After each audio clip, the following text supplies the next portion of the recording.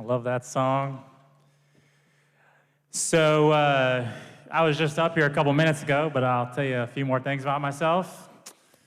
I'm Rollin, if we haven't met.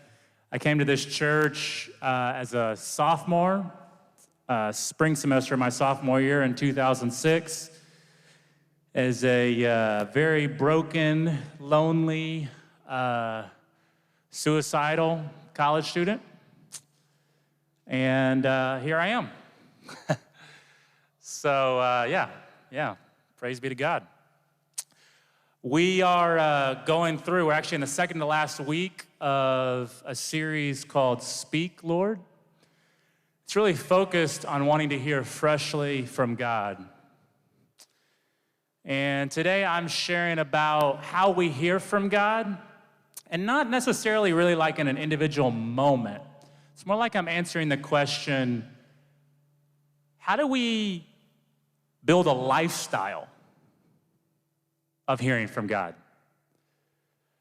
How do we be men and women that for the rest of our lives hear from God? So I want to start with a story back from the old college days. You ever been in a life group where it's just you and one other person? It's a two-person life group. You ever experienced that? So that's where this story starts. Home group has just moved into life group time, and I'm a life group leader, and there's just one other guy there. His name is Ben. He's one of my good friends, and Ben and I decide, since it's just the two of us, let's just go jump in his truck and go to Sonic. Get some drinks, just talk about our lives there and back. And almost as soon as we get in his truck, I sense God telling me, I want you to prophesy over Ben. And that freaked me out for a lot of reasons. One, because I wasn't sure how one did that. It also seemed like a presumptuous, boastful thing to say, like to look at somebody and say, God told me to prophesy over you. Like, do I have that? Can I really say that? So the whole way to Sonic, and then while we were ordering drinks, and then while we were driving back, I was doing this thing, you've probably done this thing before too, where I was having this like normal conversation, but in the back of my mind, I was like freaking out, trying to figure out what to do with this thing that I felt like God had said to me. And part of what was hard was it wasn't like God had told me anything to say. It wasn't like I felt like I had something specific to speak over Ben. God was making me uncomfortable, and I didn't like it. So we eventually park back at the place we're having home group. We're still just kind of chilling in his truck. I'm trying to pretend like nothing's happening. And eventually I hit that point of like, man, if I don't do this, I'm gonna regret it. Like, I don't wanna do this, but I also don't wanna not do this. You know what I'm talking about? So I tell Ben, I just come out with it. I'm like, Ben, I think God wants me to prophesy over you. And Ben's like, cool. So I don't know what to do. I think I did a whole, hand on the shoulder, because that seems like a Christian thing. And I just pray and hope something happens. And I started getting these different impressions. That's the best way to describe them, impressions for Ben. They were marked by a lot of affection for him, by a lot of joy, a lot of hope. So I started trying to articulate them, like figure out, how do I put this to words? And so I shared with him for a few minutes. And then I stopped. And I felt elated, like excited. Like, dang, that was pretty cool. And based on Ben's response, it seems like I impacted him, like it blessed him, and that felt good. But there was something else really interesting about that experience, and it has stuck with me ever since then. I was freaked out by how accessible God was. It felt like as soon as I took the risk and started tuning in, things from him started forming in my mind. Not like these clear lines, specific, obvious sentences. But like I said, these impressions. And if I acknowledged those impressions and then I tried to articulate them, they became clearer and stronger. And I remember, even as I stopped, in the moment that I stopped, I felt like, wait, I can tune in anytime I want. God's right here.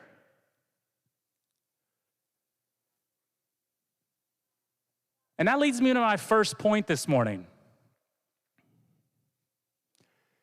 Hearing from God, and I don't mean just in the way I just described, but I also do mean in that way as well. Hearing from God is normal. So I'm going to fill that out a little more. For followers of Jesus, hearing from God is normal in this kingdom era. And I have to say that to you guys because I have to say it to myself.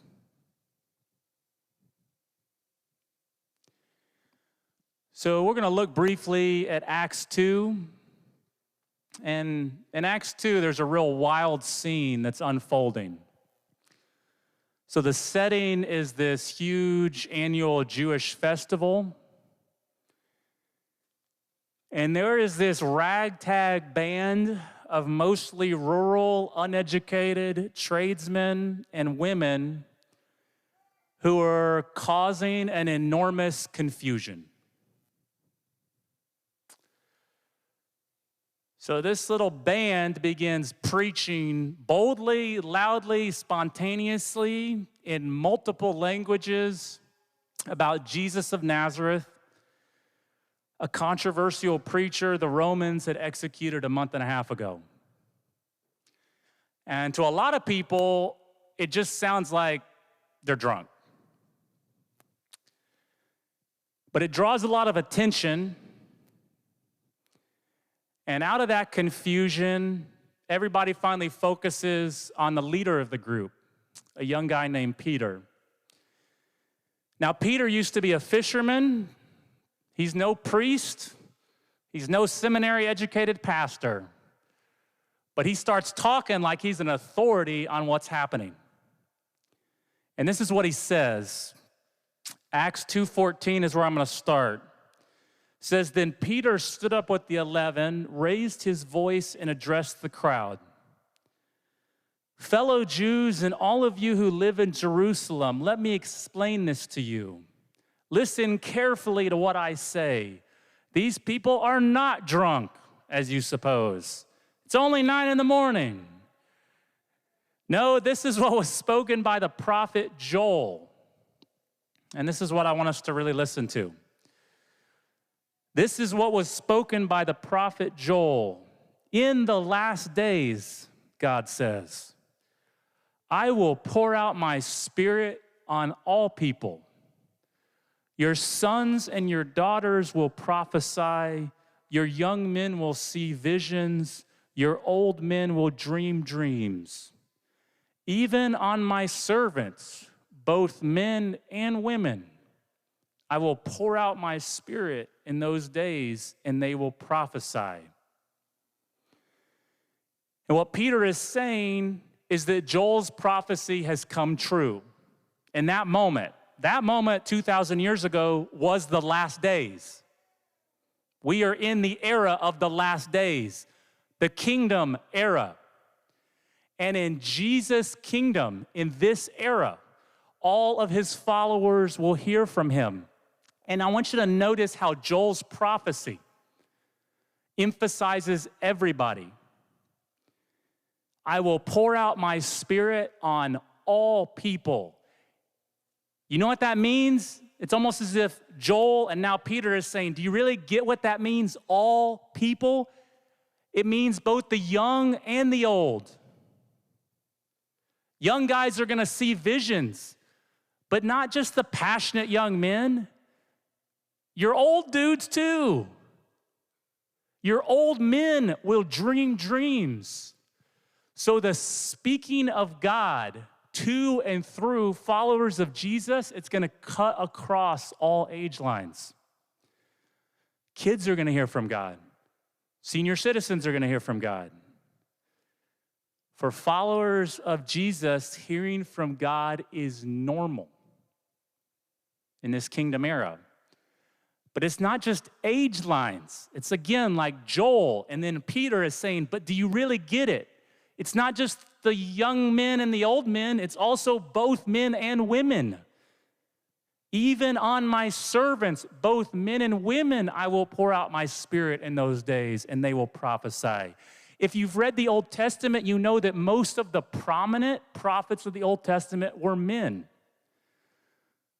But for followers of Jesus in this kingdom era, there's no distinction between men and women when it comes to who God speaks to and through. It just cuts across all gender lines.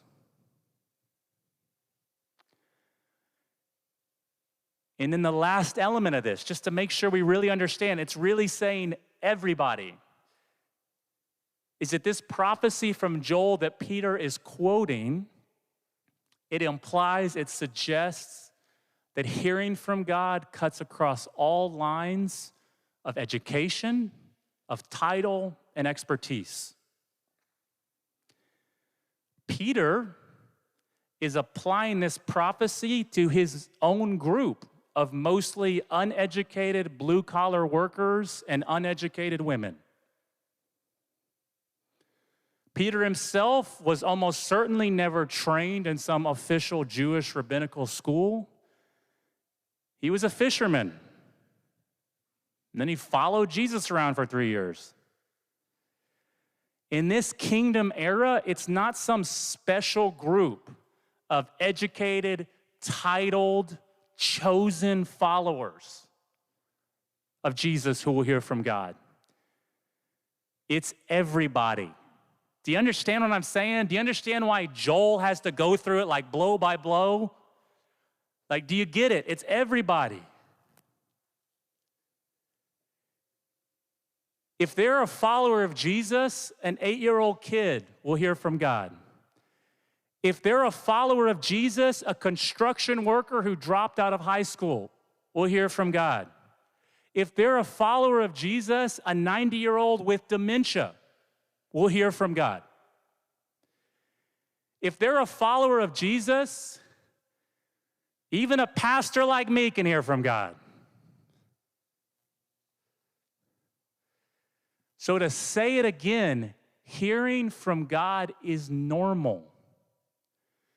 And for me, as I think about building a lifestyle of hearing from God, this is where I got to start. This is the ground floor. This is what I have to be reminded of. This prophecy of Joel, the first scripture that Peter quoted when he wanted to explain what was happening.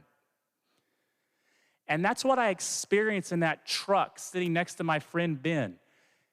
That if I tuned in, if I took the risk, he was there.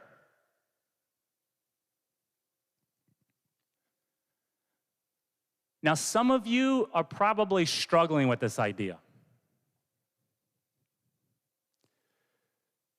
And there's a lot of good reasons to struggle with it. Maybe you're thinking something like, well, it doesn't seem normal to me. I don't know if I've ever heard from God. Does that mean there's something wrong with me? Maybe then you feel a little defensive. You go, but it's not just me. A lot of Christians I know don't seem to hear from God. I'll just say, if you're asking those questions, you're on the right track. Because although Peter is saying that for followers of Jesus, it is normal to hear from God, there's another truth that complicates things. And that truth is that hearing from God is not natural. Hearing from God is not natural. So I'll fill that one out a little more too. Because of our overstimulated, pleasure-saturated, and anxiety-riddled world, hearing from God is not natural. This world system, the one we're all born into, the one we are living in, this world system is overseen by dark spiritual powers, and the whole system of the world is engineered to put us to sleep, to make us dull, to render us spiritually blind and spiritually deaf.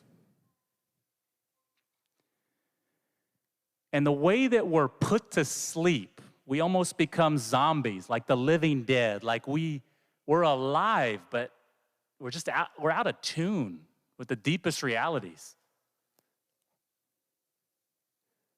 The way we're put to sleep is through constant overstimulation. It's through the constant attraction of various pleasures. It's through all of our little anxieties being stoked into roaring flames that rule our thoughts and our lives. And it's that reality that makes it unnatural to hear from God, that makes us dull, spiritually sleepy, as our brains are flooded with the biochemical products of being constantly overstimulated, overpleasured, overcome by anxiety. This is what Jesus warned us about in Luke 21:34. And he's talking here about what it means to stay in touch with God's big picture, including the end of all things. But this is Luke 21:34. And I want you to hear this as if he's saying it specifically to you. Be careful. Be careful, or your hearts will be weighed down with carousing, drunkenness, and the anxieties of life. And that day will close suddenly on you like a trap.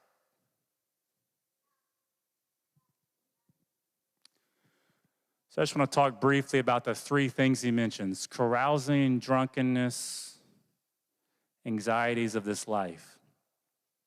Carousing is kind of a weird word. You ever use that word? Let's go carousing. Here's the first definition that Google pulls up.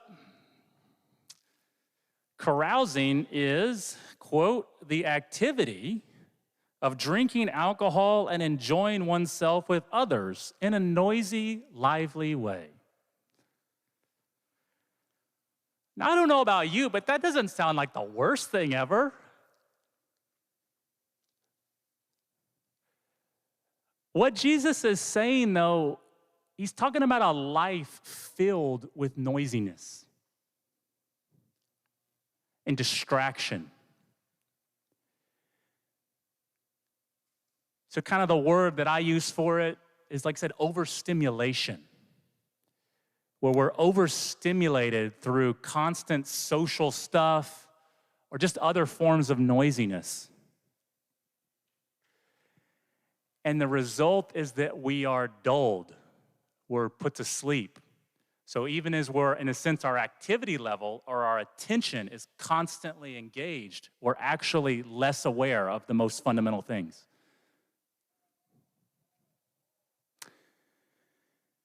And then Jesus mentions drunkenness specifically. And I just think you can read this. This is, again, how I read it. I think you can read it as just a synonym for the pursuit of pleasure generally. For being driven, putting our hope in the desire and satisfaction, whether it's alcohol, good food, TV, sex, video games, whatever. It's not like any of these things are inherently bad in the right setting. And we even know that about alcohol because Jesus turns, you know it, water into wine. So it's not that that's bad. It's not that TV is bad or good food is bad. It's that we just almost can't help but to constantly overuse them,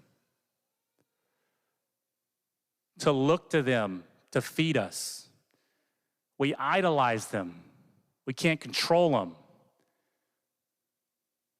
And they trap us in these cycles of addiction and compulsion, and we become dull, heavy, spiritually sleepy. And then the last thing Jesus mentions are anxieties of this life. And the way he talks about it is in the same sense of carousing or drunkenness. Like we have a choice here. Like anxiety doesn't have to rule over our life. But if we choose to let it rule over our life, if we just kind of slip into the world system that operates by anxiety, then again, we'll be weighed down. We'll become dull.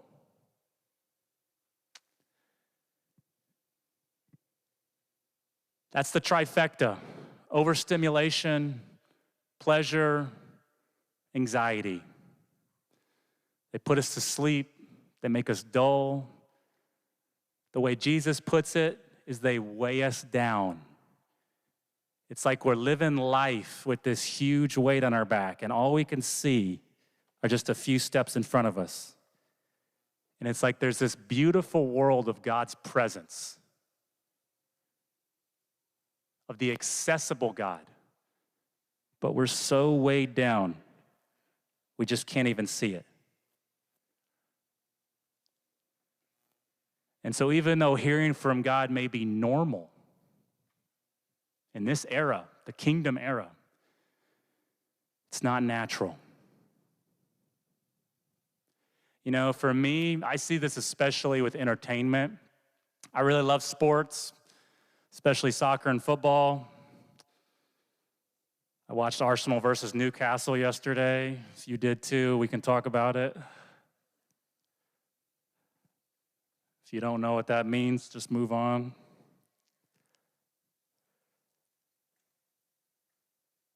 But it's not bad that I like watching sports. But the thing that I've noticed is that if on any given Saturday or Sunday, I spend more, it's not like a absolute amount of time, it's just something I can feel. If I spend more than maybe a couple hours watching sports, I can feel myself get dull. Like I can feel myself become less attuned to what actually matters in life, more kind of just self-focused, lost. Again, the way Jesus, I think, would put it is just kind of weighed down.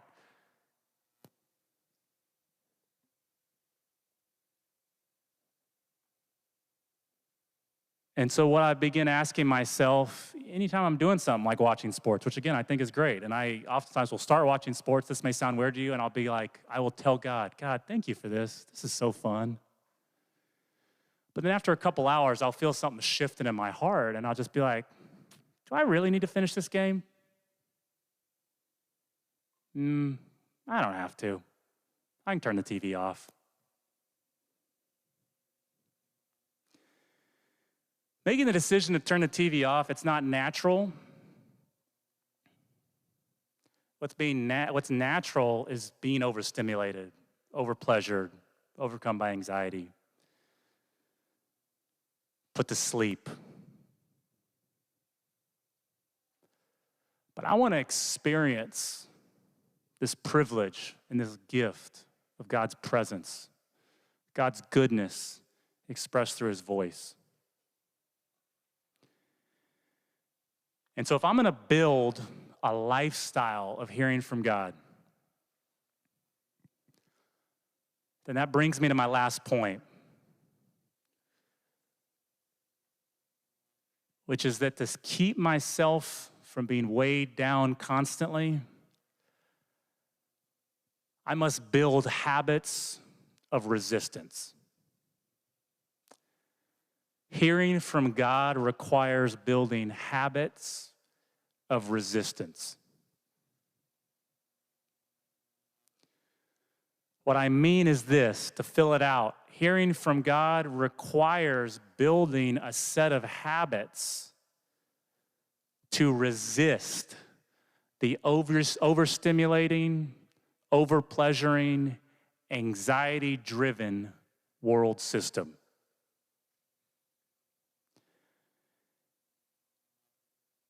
It may be normal in theory in this kingdom era to hear from God, but for it to become normal in my life over the long term, I have to fight the system that makes it unnatural. I have to build habits of resistance. I have to structure my life differently from the rest of mankind.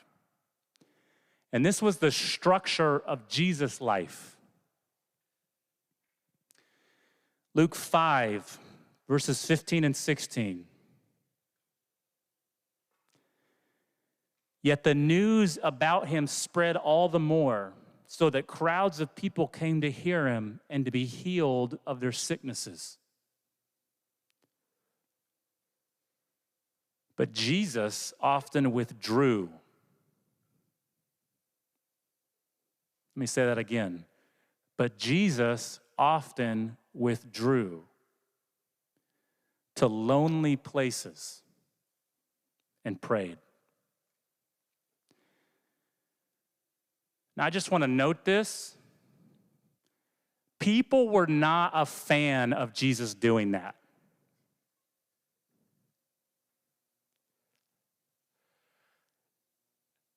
Sometimes if you read the Gospels, they're almost comedic.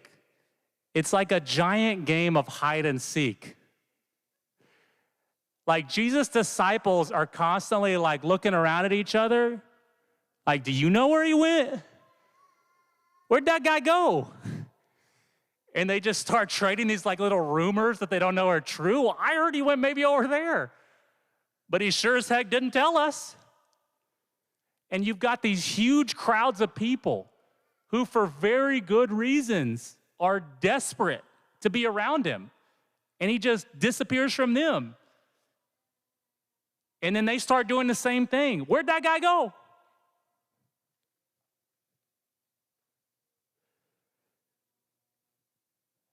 You know, Jesus, he had a very deep compassion for people. The deepest compassion that any human being has ever had. But the Gospels make it clear that he prioritized time alone with God more than he prioritized meeting people's needs. Even when those people were desperate for his help and their needs were profoundly legitimate. The structure of Jesus' life was a form of resistance to the lifestyle of overstimulation that makes hearing from God unnatural. And as you hear Jesus describe his own relationship with God, it's one in which he hears all the time. I only say what I hear my Father speaking. And the point isn't that Jesus was just sort of special. Jesus was special. But as our great high priest, a true human, he is a model for us.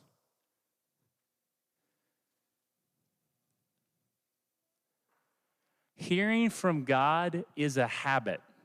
It's a set of habits we build to resist the overstimulating, overpleasuring, anxiety-riddled system of this world. You know, there are a bunch of habits that I have, to varying degrees of success, worked to develop over time, habits of resistance in my own life. I'll just give you a little sampling. So one of them is I don't touch my phone for the first hour of every day. Another is setting aside the same 24-hour period each week as a Sabbath. And that's been actually something that Rachel and I have been working on a lot together this fall. Not just having a day off, but truly consecrating it, setting it apart as a Sabbath unto the Lord our God. This next one might sound like I'm taking it in a different direction, but it actually, for me, is in the same line of a habit that isn't really natural, but that helps me hear from God. I just want to regularly, and I do regularly, invite people to speak into my life. It's often through others that we become better attuned to God's voice for ourselves. So I regularly ask Rachel, what do you see in my life? What am I getting right? What am I getting wrong?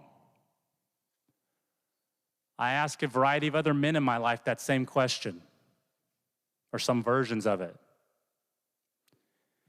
It's a habit of resistance. As opposed to getting locked into my own little world of what makes sense to me, my own set of self-perceptions, I want to open up. I want to invite that feedback. I want to invite that correction, even if it's painful. I want people to tell me what I'm doing wrong. Because if they love me and know God, when they communicate with me in that, in their love for me, I will be hearing from God himself. I will actually move from that bent over, weighed down position to an opened position, more tuned in. Another habit I've been building is just getting extended time away with God. A half day, a full day, several days in the woods or the wilderness. These kinds of practices are habits I am building to resist the patterns of the world that I can feel are just constantly trying to suck me in, trying to weigh me down, making me spiritually sleepy, stealing from me my inheritance of hearing from God. Just a few thoughts on how to strategize yourself to build your own habits of resistance. Dude, pay attention to the people around you who seem really alive in God. I'm always on the lookout, like sneaking glances to see where's that life of God springing up. And then I'm wondering, what is the system of that person's life? I'm wanting to be inspired. I'm wanting to be mentored. I also am just convinced we have to help each other with this. Building habits of resistance requires help from others. It's not just this like superhero, just get your stuff together. It's not that. We need other people to inspire us, to walk with us.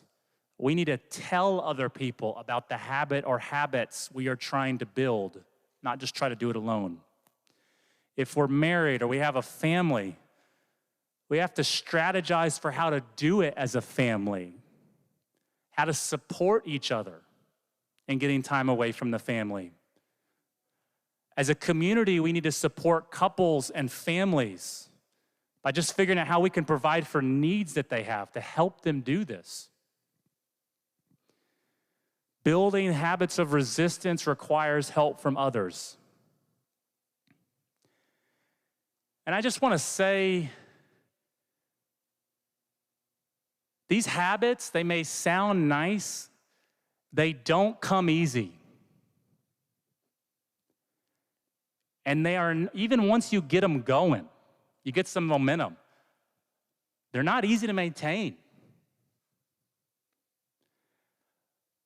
We, in my experience, we are deeply addicted and attached to our overstimulated, overpleasured, and anxiety-driven lifestyles. So people on a Sunday morning like this, they hear an idea, like what I said, not touching my phone for the first hour of my day. Maybe you acknowledge, maybe that would be good for me. But then the tendency is to make a bunch of quick excuses. And that's because deep down, we kind of love our overstimulation. I kind of think of it almost like, it's like being in a toxic relationship. Like, I know this is bad. Like, the people around you in your life are like, this is not a good relationship. And you're like, yeah, I kind of know it's not good, but I'm not letting it go. I can't let it go.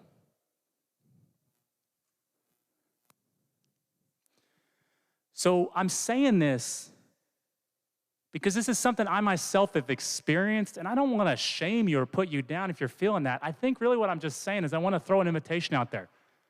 Let's just be honest about it. Let's just be honest that maybe we don't want to change our habits.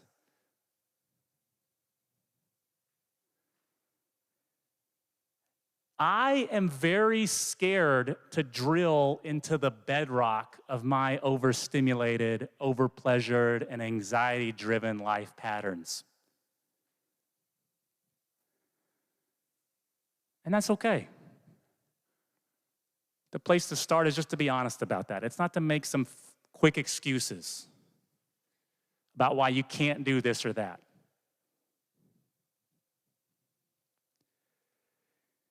My final practical thought, if this morning you're feeling stirred up to build habits of resistance so that you can live a lifestyle of hearing from God, just pick one. Just one.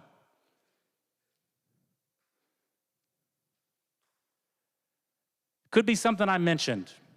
Could be any number of things, something you've been wanting to do for a long time, something that you've seen somebody else that you respect doing. But you got to just pick one. And then you got to ask for help in building it.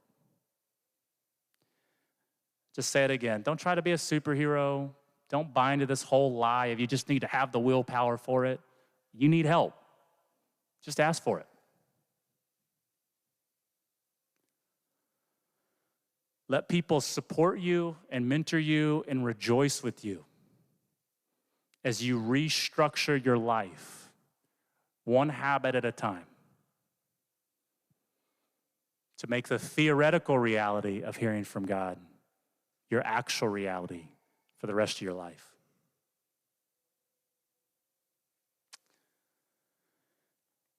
After I finish, we're going to have the prayer mic. We'll have a couple songs, and then the prayer mic, you can go find me back there if you'd like to share on the prayer mic.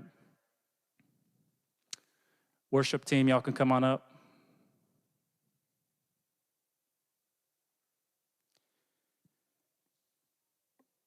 In the last days, God says, I will pour out my spirit on all people. Your sons and your daughters will prophesy.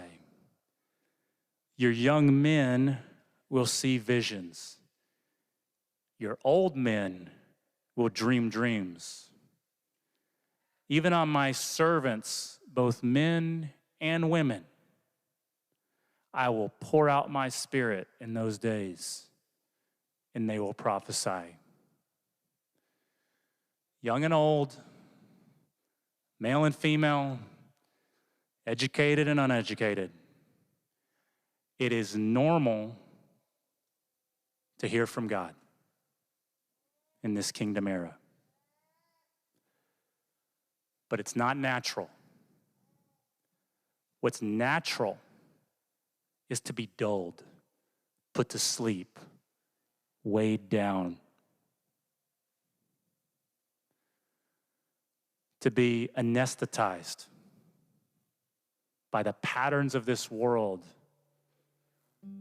that overstimulate us, overpleasure us, and demand that we operate out of anxiety. And so for the normal to become the regular, we must build practical habits of resistance. We must join together to help one another build a new infrastructure for our lives. Because we have a God, this is really the point, we have a God who is always ready to speak with us. And that's true not just because he's God, but because he's our Father.